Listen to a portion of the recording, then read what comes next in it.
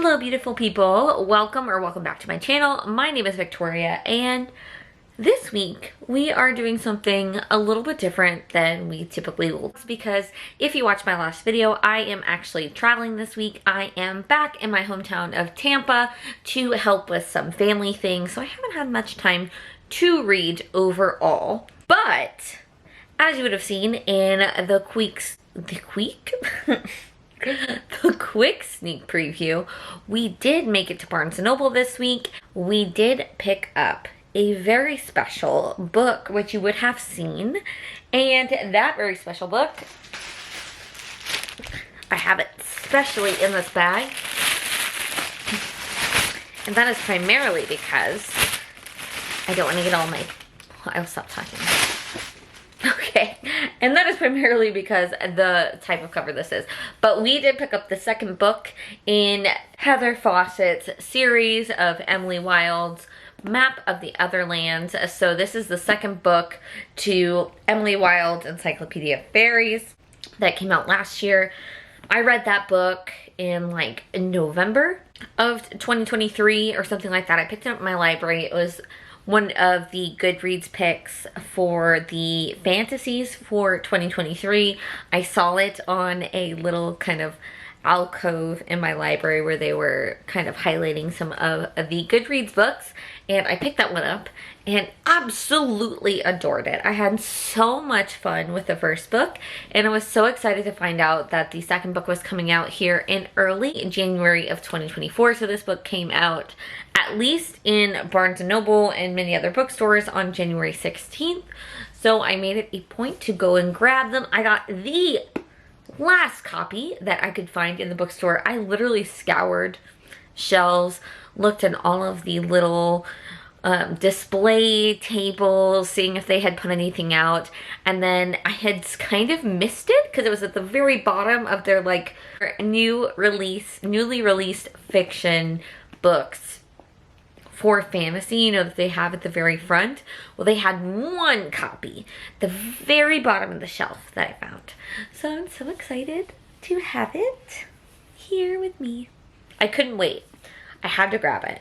So I thought that we would just do, you know, a day in my life kind of video where we read Emily Wilde's Map of the Otherlands and try to finish this before Sunday when we would post this video. So it is currently a Thursday night at 11:30 at night. We went out and had a very nice girls' night with some people here in Tampa. I just got home, so we'll try to read a little bit of this tonight, read some on Friday, and then possibly finish it on Saturday. I haven't read anything of it yet, so I'm just anxious to dive in. I've been thinking about it all week. It's got this really pretty cover again. It's got little foxes on it. Look how cute. So I want to give this a read. It is only, just like the other one, it's only, I have so many blank pages.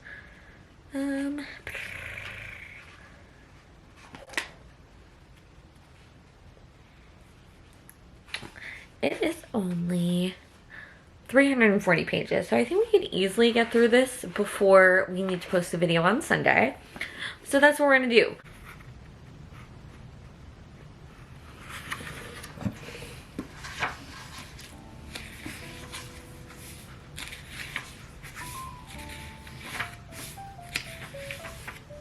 Oh, I missed something.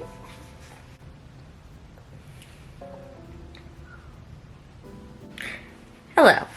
So just as we're starting this video, I thought I would read you the first couple sentences because we open with something very interesting. So let me go ahead and read for you.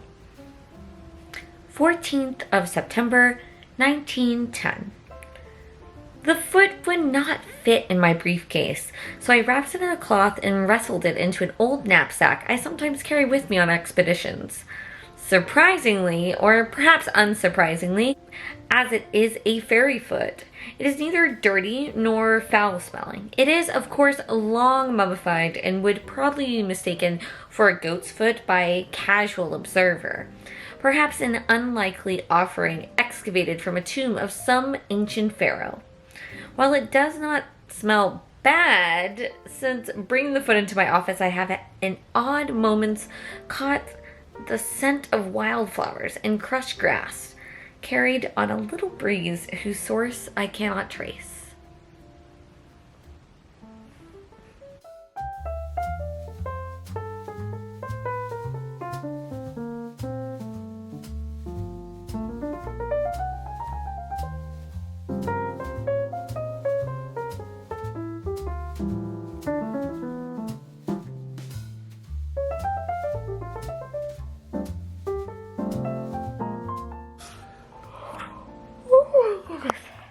Hello.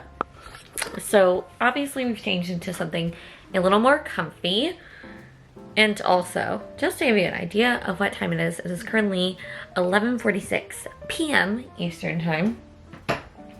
But as I started the first couple pages of the Emily Wilde map of the Otherworlds, map of the Otherlands, I remembered that I had just bought these really cute, if you can see.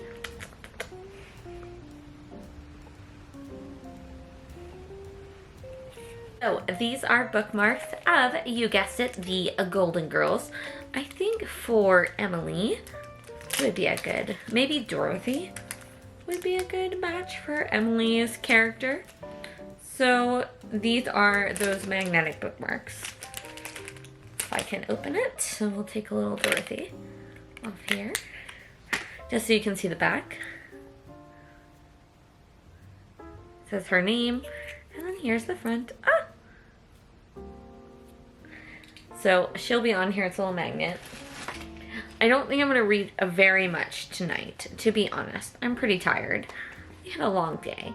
However, I did want to just give you a little kind of synopsis. So for those of you who did not read Emily Wilde's Encyclopedia of Fairies, the premise of the first book was Emily Wilde is somebody who a lot of people think is coded as neurodivergent, but she is a professor in a world not quite unlike our own. So it takes in place in Victorian England, but in this version of our world, fairies are real, and there is an entire academic field devoted to studying them. And so Emily's life's work is focused on fairies, and so she is looking to complete her Encyclopedia of Fairies, and how she hopes to do that is by going to this small town in, I believe it's Norway, where there are these fairies called the Hidden Ones that not many people know about. So she goes there to learn more about them, but as somebody who has spent most of her life studying and not too much interacting with people, she has a difficult time with the townsfolk that live in this small town in the Scandinavian area. And then her colleague, Wendell, who she believes to be a fairy, shows up in this town, and he is quite the opposite of Emily, very charismatic, is able to make friends easily, and also someone who she believes to actually be a fairy living among them. And so Wendell comes, and it changes up the dynamic with people in the town, and then other things ensue. It becomes a little bit more fantasy and a little more plot heavy in the end, but overall it is definitely a cozy fantasy focusing on this character of Emily, Wendell, and then also the townsfolk there, giving them a lot of cute little characteristics and the interactions they have with. So the premise in this book, Emily Wilde's Map of the Otherlands, is we pick up with Emily as I'm in here right now. She is actually back at, I believe it's Cambridge. Hold on, let me double check that. Yes. So they work at Cambridge. She has received tenure, which was a big goal of hers and why she wanted to publish this encyclopedia, so she could have tenure. So she has tenure now, and she's back at Cambridge, and she and Wendell have a tentative relationship of sorts going on. And on the back of the book, it seems that, you know, their relationship is still undecided. Emily is trying to figure things out, but she has a new project that she's focusing on, and that's a map of the realms of fairy. And that has a lot to do with Wendell's backstory and what he is hoping to accomplish, and how he is hoping to get back to the realm. And while she is preparing for this research, she ends up in a bit more of trouble when there are assassins that are sent to invade Cambridge. So now the two have to go on a new adventure, and this time they're going to the picturesque Austrian Alps, where Emily believes they may find the door to Bramley's, which is Wendell's last name, to Wendell's realm and a key to freeing him from his family's dark plans. And then along with this, it seems like they will be dealing with some townsfolk again. So we'll get a lot of the cuteness that we got from seeing somebody like Emily, who has a little bit more difficult time interacting with people on a one-on-one basis and forming relationships. Like I said, I don't think I'm going to read too much tonight because I am pretty tired. And I do need to get to bed relatively soon. But I think what we're going to try to do is, so it looks like, from what I can see, the first chapter ends on page 20, and that seems like a good goal for us to finish here before we finish up and go ahead and get ready for bed for the evening. So I'm going to pop back in here and we will see how much further we can get.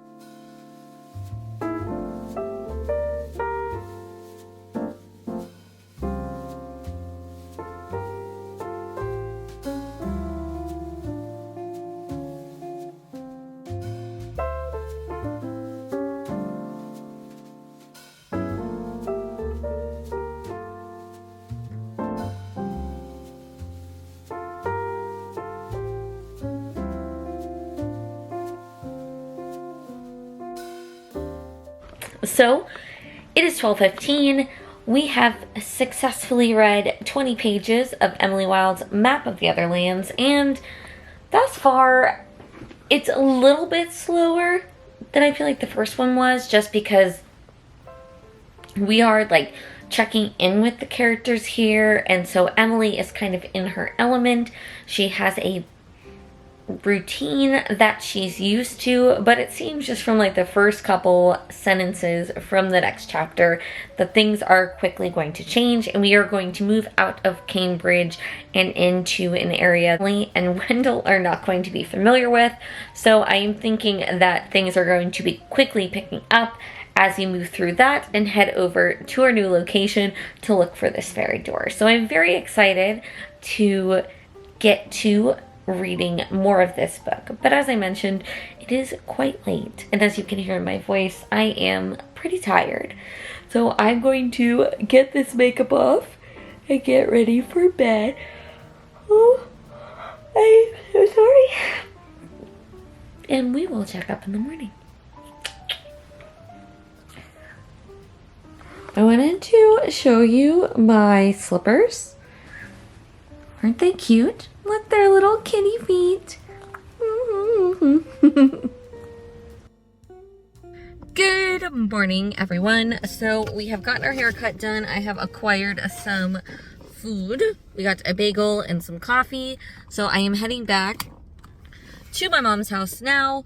I have some admin stuff that I need to do to help my family, and then hopefully I'll have a little time to read before I head over to my Nana's house to hang out for a little while before we get on the plane. But here's looking forward to hopping back in to Emily Wilde's oh my god, this name, Emily Wilde's Map of the Otherlands today. We're going to be catching a flight today, so I feel like we will have plenty of time to do a little reading. So I'm looking forward to it. But let's get on the road and, safety first, and I will catch up with you in a little bit.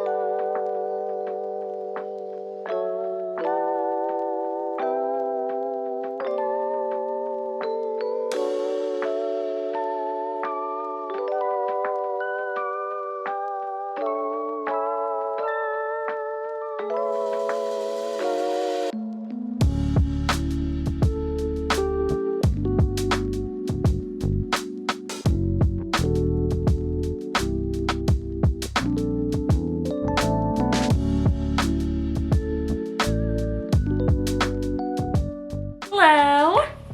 So it is Saturday evening. We just got back from seeing the Hasan Minhaj comedy tour.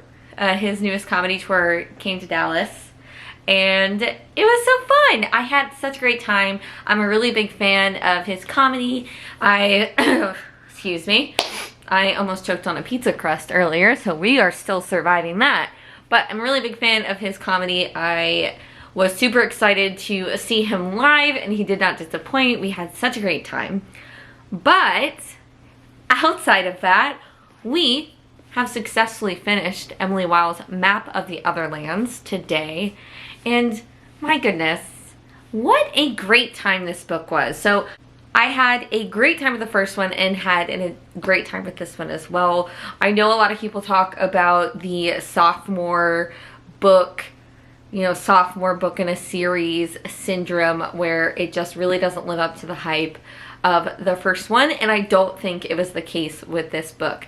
Now, I will say, if you are someone who really enjoyed some of the slower, cozy fantasy elements of Encyclopedia of Fairies, maybe a little disappointed to see that the small town that we end up here in the Map of the Otherlands is not as much of a prominent character in the book as it was in Encyclopedia of Fairies. So in the first book, we interact a lot more with the townspeople. They play a much bigger role in Emily's life and Emily's experience during the first book and really shape how she is coming to understand herself better on this journey and the following things to happen. Whereas in Map of the Otherlands, I would say that the townspeople and the town itself are a lot more secondary to the plot and the fantasy elements that we have going on in this book.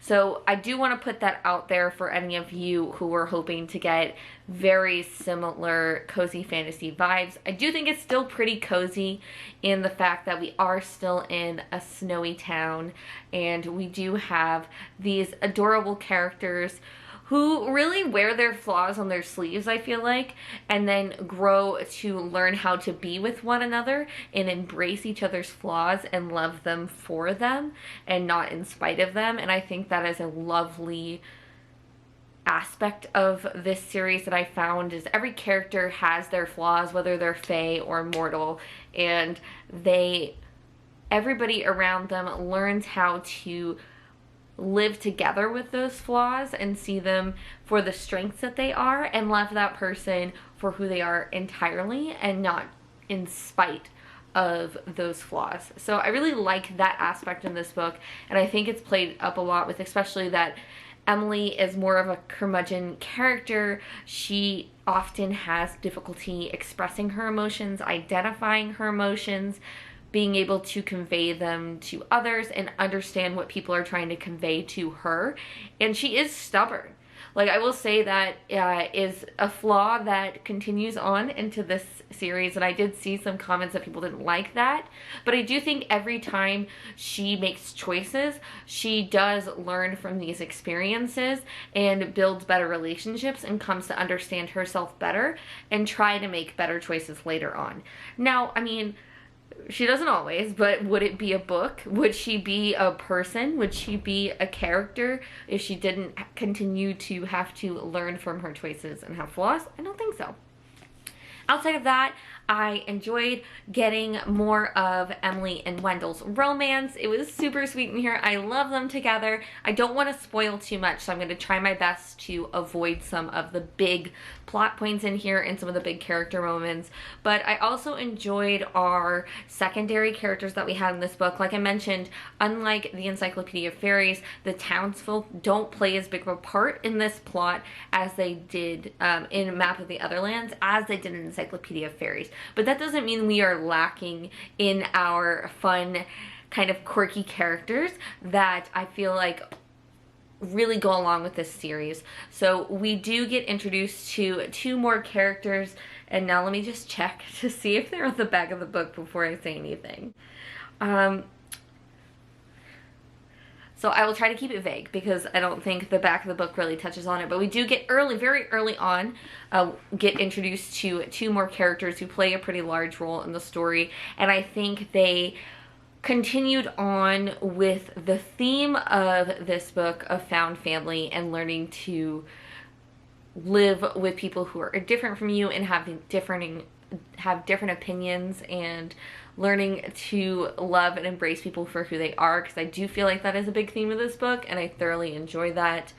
I also loved exploring more of the fantasy elements. I am myself a big fantasy fan, so I did like that. I think when I first checked in here, I said like the first chapter didn't really grab me as much as I would have liked, but I will say it very quickly picked up. So like the first chapter, we were setting up a couple new characters, kind of setting the vibe for what was going on, and then we very quickly jumped into action, which I do think was different from Encyclopedia Fairies, because that was definitely more of a slow burn. It took a little while to get up to the plot action in that book, and if you like that, and I actually really enjoyed that as well, but if you were someone who wished there was a little bit more, you know, driving plot action and a little more fantasy in Encyclopedia of Fairies, and I think you'll be very pleased with where this book goes.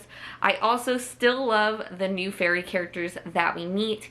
We did introduce a few new ones who I think will stay around in the next book.